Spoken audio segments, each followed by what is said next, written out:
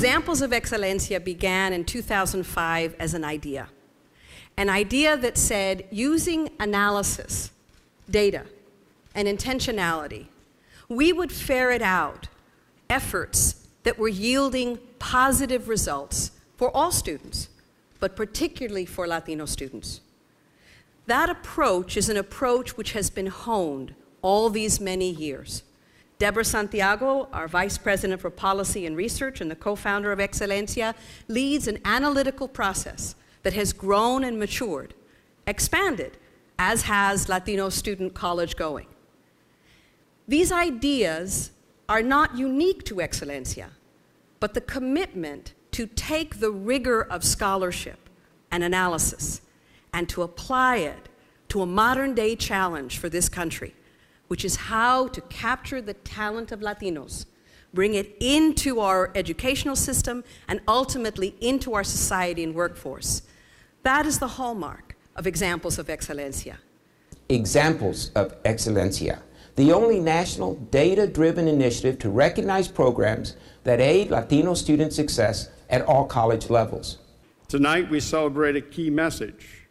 No matter what challenges, Latino students have aspirations for a better future, a brighter future that looms on the horizon, a future that can be achieved through hard work and the right tools and shared partnerships, and a future that has been demonstrated through the programs we recognize today.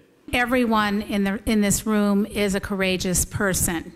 And everyone in this room has a vision for the students of this country, Latino students being the fastest growing group, as you heard from Dr. Whitmore, to get our students not only graduating from high school, but get them education and training so that they can be successful, I always say this, in work and in life. Do something about it. And the reason I raise that is because each of you can do the same. And do something about it, not just know about an effective practice, but bring awareness, attention, celebrate as we're doing today, hopefully find ways to replicate and bring to scale what's making a difference for our students across the country. That we had 195 nominations representing 22 states, the District of Columbia, and Puerto Rico.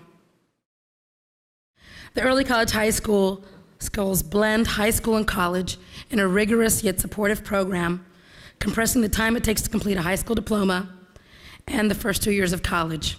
They hope to be serving over 2,000 students in this coming school year. What's significant about these students is that on the surface you'd say, well, they probably succeeded because you cherry-picked the best and the brightest. We didn't. Under the granting arrangements that we had with the people who brought forward the money that allowed us to initiate this wonderful initiative, the agreement was that we would take a broad cross-section of students, A, B, C students. Most were the first member of their family to ever set foot on a college campus. Most came from families that faced significant economic challenges. And yet the reality is they not only met our expectations, they exceeded them.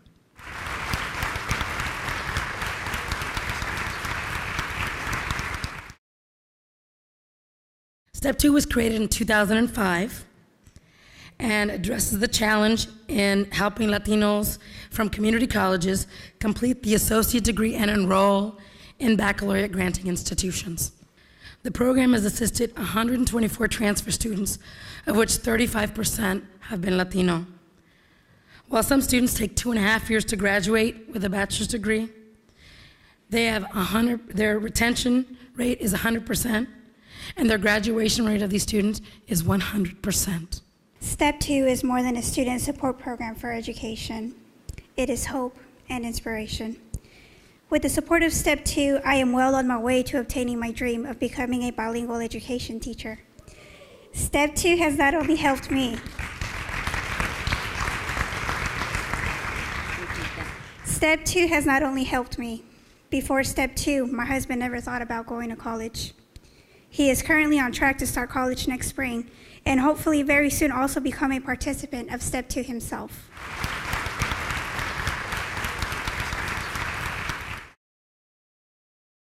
Latinos earned 4% of all doctorates awarded in 2008 and 9. 4%. We have a long way to go at graduate education to make sure that our faculty and others represent our rich and diverse and strong and intelligent community. Now, while the representation of Latinos is low in graduate education, one of the top fields for Latinos is psychology in the doctoral level.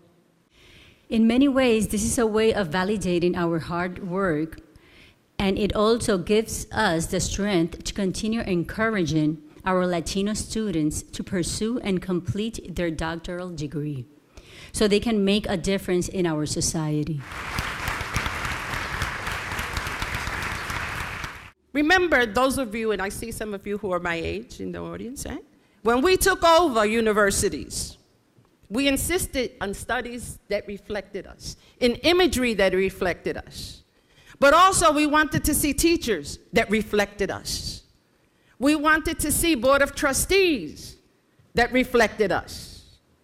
Because we understood that systemic exclusion required not only the change of programs, but also structural changes. So as we look at education going forward, we have to understand that we have to change the structure from the elementary to the junior high school, to the high school, to higher education. Thank you for all that you do to give us the opportunity to highlight what makes a difference, to bring attention to colleagues who are generous in their time and their commitment to help students and communities thrive.